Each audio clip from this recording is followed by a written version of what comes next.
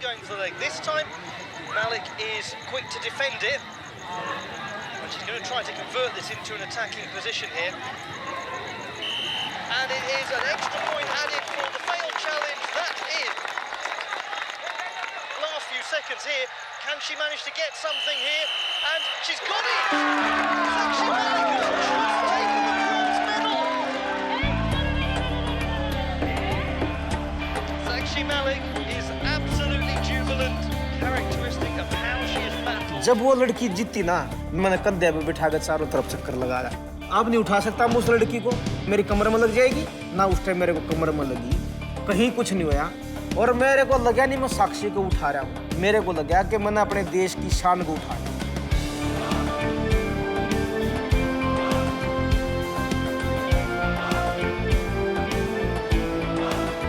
तो मैं शुरू में ये सोचती थी कि ये भगवान बस ओलंपिक से मेडल दे दे और उससे अगले दिन चाहे मुझे अपने पास बुला लेना।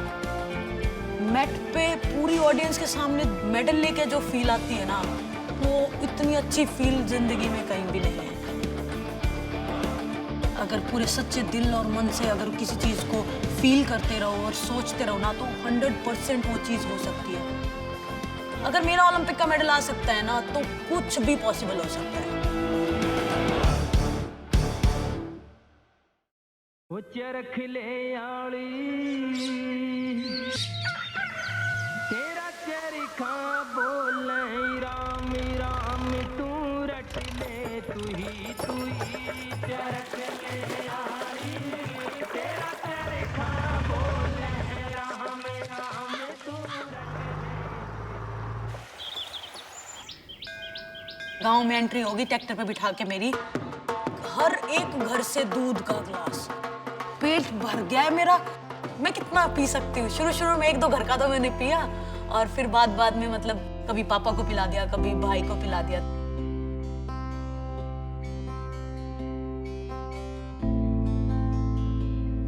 जितने मेडल आए हैं अब तक, कम से कम 17-18 बच्चे इंटरनेशनल हैं, और उनमें से 6-7 ऐसे हैं जो मेडलिस्ट हैं।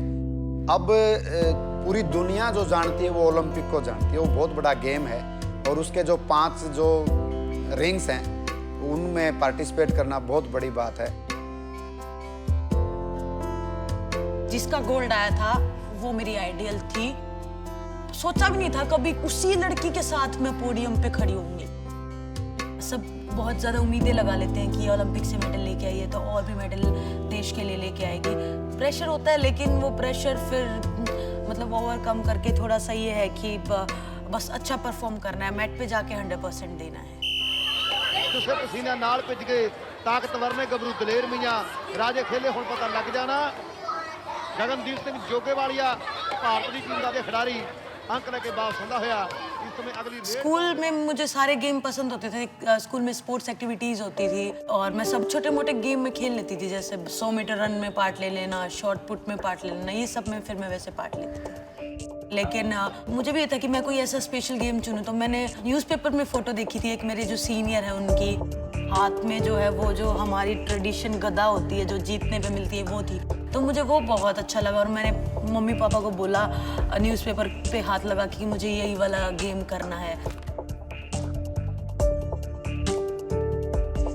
इसके पापा को तो इतना वो नहीं था, पर मेरी ये कंडीशन थी, यहाँ पे हमारे जो बच्चे पहलवानी करते हैं, कुश्ती करते हैं, लड़के और लड़की, उनके ना कान टूट जाते थे, कान इतने मोटे मोटे जाते हैं। मैंने कहा कुश्ती कर ले, लेकिन जो कान टूटते हैं ना, ये मेरे को बिल्कुल पसंद नहीं।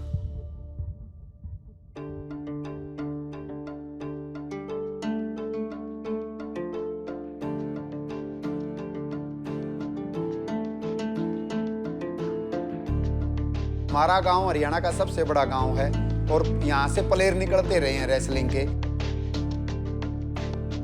तो एक कल्चर बन जाती है। अब हमारे गांव में दूसरे सेंटर कितने चला लो, लेकिन हमारा बच्चा जाएगा अखाड़े में, मैट पे ही जाएगा, कुश्ती में ही जाएगा, क्योंकि एक ब्लड का ही सिस्टम होता है, एक एरिया वाइज सिस्टम होता है। तो हमारे जो गांव में वो सबसे ज़्यादा रेसलिंग के ही बच्चे हैं, और भी गेम्स के हैं लेकिन कम है, ऐसे ही हरियाणा में। ये जो ईयर टूट जाते हैं, कलीफ्लावर बोलते हैं इनको, ये कॉमन चीज़ है रेसलिंग में। और यहाँ एक ट्रेंड होता है कि जब तक ये ना टूटें तो वो पहलवान भी नहीं।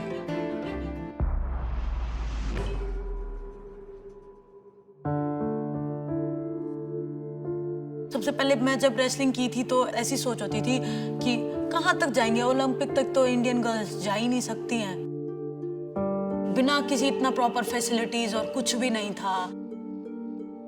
मैट पे सिर्फ 3-4 लड़कियां होती थी, कोई वेट का भी नहीं होता था, कोई 75 kg की है, कोई 48 की है, मतलब ये भी नहीं होता था कि मेरे वेट कैटेगरी की कोई मिल जाए कि मैं मैच कर सकूं। और मैं यो सब आप लोगों की माध्यम तो यो प्रार्थना करूँ लोगों को, अगर भाई 1000 लड़कियां हैं तो 1000 लड़कियां के भी तो होने चाहिए बराबर। अगर समझो लड़की ने तो 1000 थे उनके कम से कम 500-700 तो होने चाहिए, लेकिन 2 या 3 है।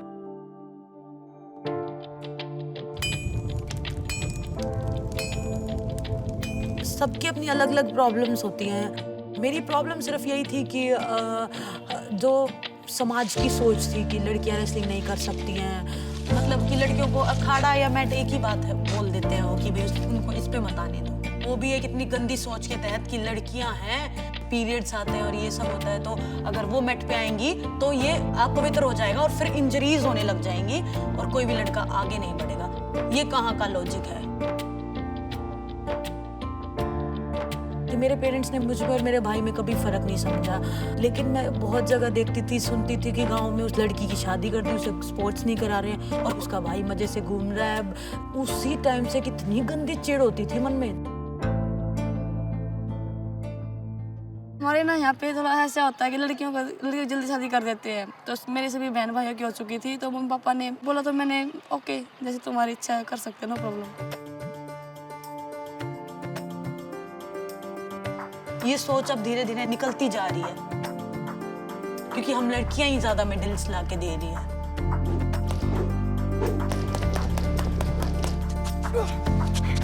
साक्षी मलिक का मेडल के भाई इतने पेरेंट्स ने मेरे द्वारा फोन करे तो जी मैंने यो निर्णय लिया आगे भाई जितने दिन यहाँ लगाए जाए, उसके बाद एक लड़कियों के ही नर्सरी बना दे, एकेडमी बना दे, जिसमें लड़कियां कुश्ती सीखें, कबड्डी सीखें, लड़की खेलना उसके।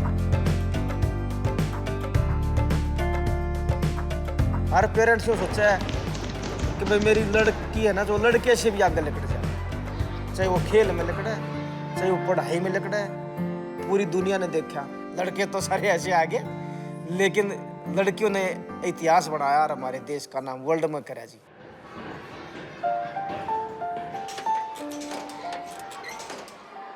जब मैंने क्वालिफाई किया और बाहर से कुछ लोग इंटरव्यू लेने के लिए आए और किसी ने फैसिलिटी देखी तो मतलब शॉक हुए थे कि इस जगह पे करके आप ओलंपिक क्वालिफाई कर सकते हो, तो आप पता नहीं क्या कर सकते हो। पर सोच, डेडिकेशन लेवल जब क्रॉस कर देता है लिमिट, तो कुछ भी हासिल हो सकता है। आंधी में तूफान कुछ भी आ जाए, यह प्रैक्टिस पे आवेगी। एक इसमें स्पीड है, नेचुरल स्पीड है। लड़ाई में मिसाइल आती नहीं, इस टाइप का अटैक है इसका साक्षी में। जिस पर यह अटैक लग गया वो खतरे से खाली नहीं। उसके पास मल्टी टेक्निक है, ये उसकी स्ट्रेंथ है। मल्टी टेक्निक है, हार्ड वर्कर है, वो 6 के 6 मिनट चलती है, थकती नहीं है।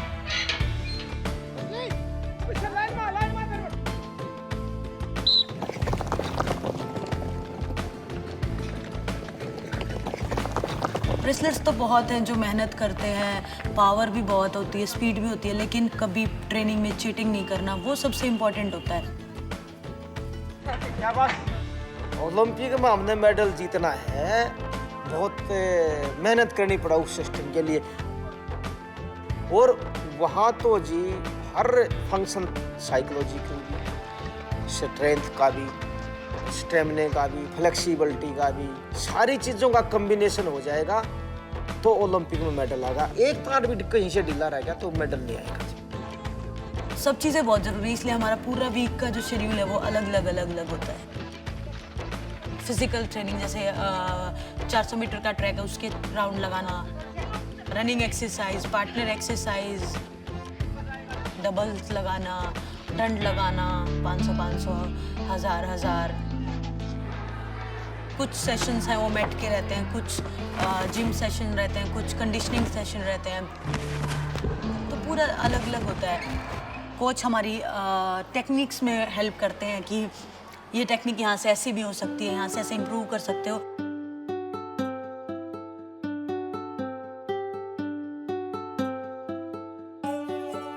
अटैकर है तो कैसे लड़ना है, डिफेंसिव है तो कैसे लड़ना है, ओपोनेंट कैसे लड़ता है, वो अटैकर है या डिफेंसिव है, सारी उसको भी देख के हम अपना लेवल देख के स्ट्रेटजी करते हैं।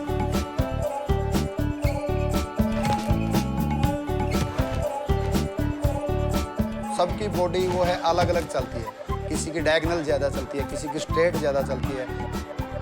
जिसके मूवमेंट स्ट्रेट ज़्यादा होते हैं वो डबल लेग लगता है, और जो अपने डायगोनल मूवमेंट जिसके ज़्यादा होते हैं वो सिंगल लेग से फिर डबल पे जाता है, वहाँ से स्कोर होने के चांस ज़्यादा रहते हैं। कई रेसलर्स होते हैं सिर्फ डिफेंसिव, कि अपोनेंट ने गलती कर दी तो उसका फ़ायदा नहीं उठाते, वो डिफेंस करके सेफ हो जाते हैं। लेकिन मैं वहाँ पॉइंट कवर करने की कोशिश करती हूँ। जो मेरी फेवरेट है वो है लेग अटैक है और डबल लेग अटैक, जिसमें मैंने ओलंपिक्स में मतलब तकरीबन हर कुश्ती में मैंने वो अपना अटैक अप्लाई किया है।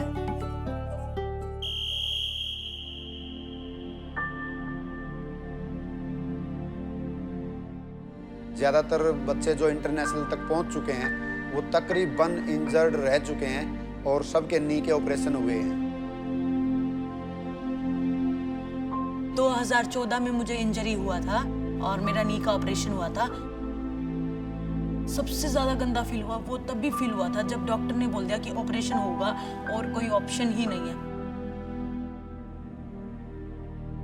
उस टाइम पे तो ये समझो कि मेरी ज़िंदगी ख़त्म हो गई, अब मुझे कुछ नहीं करना। और मैं 2-3 दिन बहुत रोई थी कि मुझे 3-4 दिन लगे ये डिसीजन लेने में कि मैं ऑपरेशन करवाऊं या नहीं करवाऊं, क्योंकि एक तरीके से मुझे ये था कि ऑपरेशन करवाने के बाद तो सब खत्म है।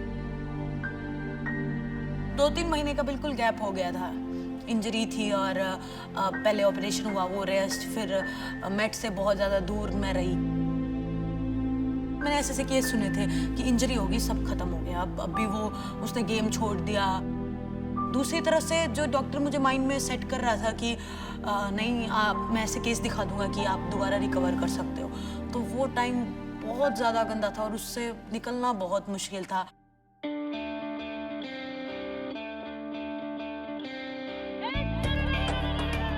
फिर मैं दोबारा धीरे धीरे मैट पे आई, क्योंकि ये था कि करना है बस। सिर्फ दिमाग में ये आता कि मैं पोडियम पे खड़ी हूँ और मेरे पास दोबारा से मेडल है और मेरा फ्लैग ऊपर है।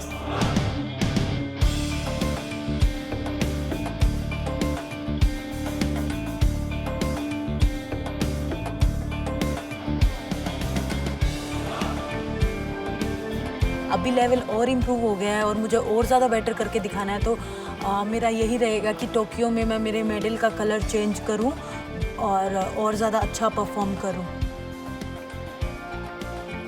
थोड़े दिन का लोग भूल जाएंगे, दोबारा फिर मेडल लेगी तो लोग अभी 4 साल याद रखें, फिर 8 साल और इतिहास बन जाएगा।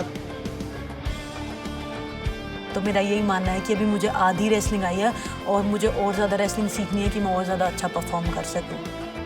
ओलंपिक के बाद मैं काफ़ी जगह घूमी हूँ, मैं 5 स्टार 7 स्टार और पता नहीं मैं कहाँ कहाँ गई हूँ। जो रियल खुशी है ना वो मुझे यहीं मिलती है।